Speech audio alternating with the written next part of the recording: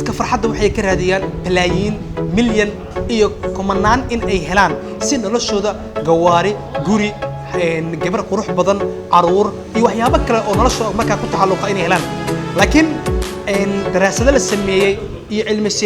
cilmi sayniska dunida dadka markaa ku caanbaxa daraasado ay sameeyeen waxay soo saareen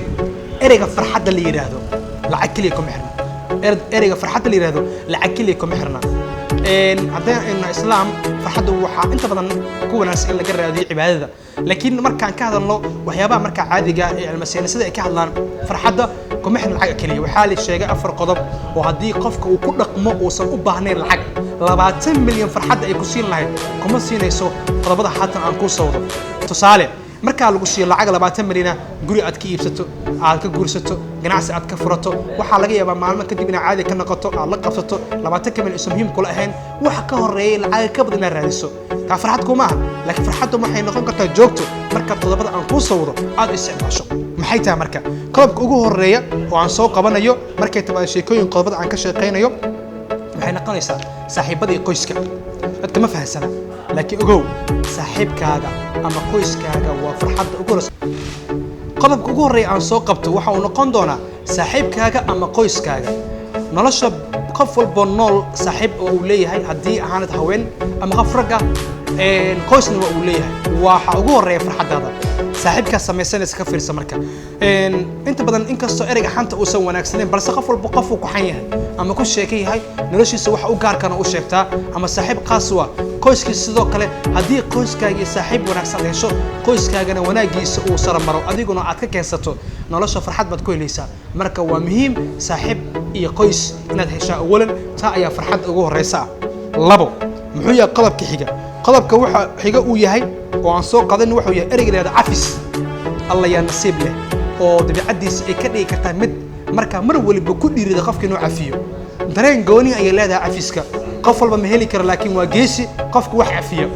Nelson Mandela waa nin dunida caan ka ah 1990kii duulaankii cadaankii madowga dalka South Africa ayuu ninkan dhibaatooyin badan kala kulmay 27 sano xabsi ayuu ku jiray markii xabsiga laga soo saaray saxaafadda dhammaan dadka markaa waxay sugayeen in ninkan uu arguto ama dawladda uu ku sameeyo waxyaabo markaa asiga uu kaga argudanayo balse waxa uu yiri waa iga cafis cid aan nacbah ma jirto cid aan ciir u qaba ma jirto cid aan la dagaalsanayo ma jirto waxa uu yiri nacaybku waxa uu la mid yahay qof suncaba kadibna ku fikira sunta asiga uu cabay in cadowgiisa uu ka dhinto wana sheeko la yaab leh alla ilaahay cafiska waa muhiim waana cafisa waalidka waana saaxiibka cafisa waa ina adigu is cafisa wax walba nolosha dib markaad cafiso aad ka tagto farxad baad helaysaa oodadu iyo oda nafsiga waxyaabaha qalbiga lagu beero wuxuu dilaa maskaxda caafimaadkana dhibaato ayuu keenaa qofkana dhiikar ama dhiig